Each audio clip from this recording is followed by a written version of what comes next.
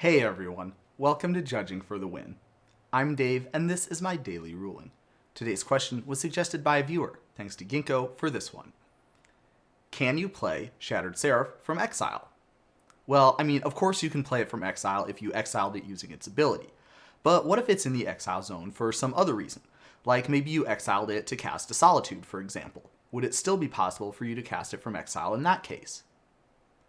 Okay, so I have a feeling that if I took this question to a bunch of Magic players and asked them all what they thought the answer should be, most of them would say that you could not cast the Shattered Seraph from exile unless you had exiled it using its ability.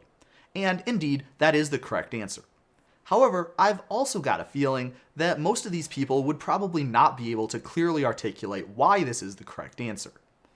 Now, as you might know, this is something that's a really big deal for me, so I'm going to be spending the rest of this episode explaining exactly why that answer is correct. The first thing that we're going to need is going to be this rule here, which says that anytime you want to cast a spell in a game of Magic, then there needs to be something specifically allowing you to cast that spell. So, for example, if you were going to cast a creature spell, you would probably be using this rule here, which says that you can cast a creature spell at any of the times when you normally would expect to be able to cast a creature spell. All of the other card types have rules just like this one, but if you look very carefully, you'll notice something kind of interesting, which is that they all say something like you can cast it from your hand. If you wanted to cast a creature spell from somewhere that wasn't your hand, well, you would need some other kind of permission that would give you the ability to do that.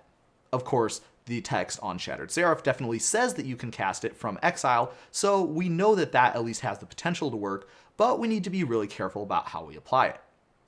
Anytime an activated ability, such as the one that lets you exile Shattered Seraph, resolves, then that activated ability is going to have some instructions called its effects that happen in the game.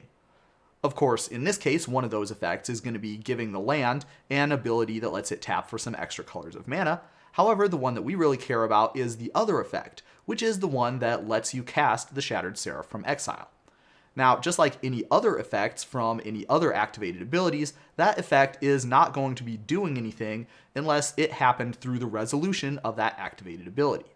In other words, if you exiled the Shattered Seraph for some other reason, then there wouldn't be anything in the game giving you that extra permission that we need in order to cast the Shattered Seraph from exile. Now, I know a lot of you are probably already thinking, hey, wait a second.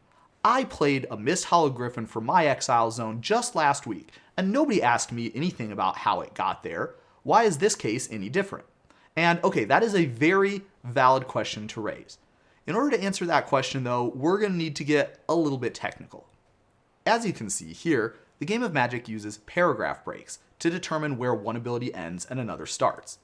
If we wanted to be able to cast the Shattered Seraph from exile, no matter how it got there, like what we can do with a Misthollow Griffin, then the ability that lets us cast it would need to be its own separate ability, and not part of the text of the previous line. So, is it or not? And it's actually kind of difficult to tell, because at least in the English version, due to an unfortunate case of typesetting, it looks like the previous sentence used up all the space that was available for it in that line. So it seems like the "you may cast this from exile" would appear on its own line of text either way. There's actually a couple of different ways that we can resolve this issue. One of them is if you take a look at the Shattered Seraph and its other abilities, you might notice that the flying and the enters the battlefield, gain 3 life abilities seem to be separated from the rest of the text by an anomalously large gap. That anomalously large gap is a bona fide paragraph break. If you look at the ability that lets you cast from the exile zone, you'll see that the gap separating it from the rest of the text on this card is no bigger than any of the other ones. That indicates that this is in fact just a normal line break, and that text is actually part of the same paragraph that the text in the previous sentence was. So again, we can see that this is not its own separate ability, but rather one of the effects of the activated ability that lets you exile it. Another way that you would be able to determine this would be if you look the card up on Gatherer.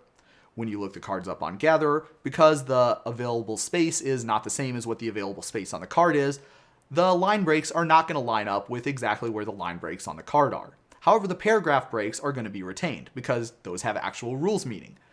If you look it up on Gatherer, you'll be able to confirm that the "you may cast this from exile" does not have a line break on the Gatherer page from the rest of the text. So that would again indicate that This is, in fact, a line break on the card and not a paragraph break that has actual rules meaning. And that's all I have for you today. How did you do?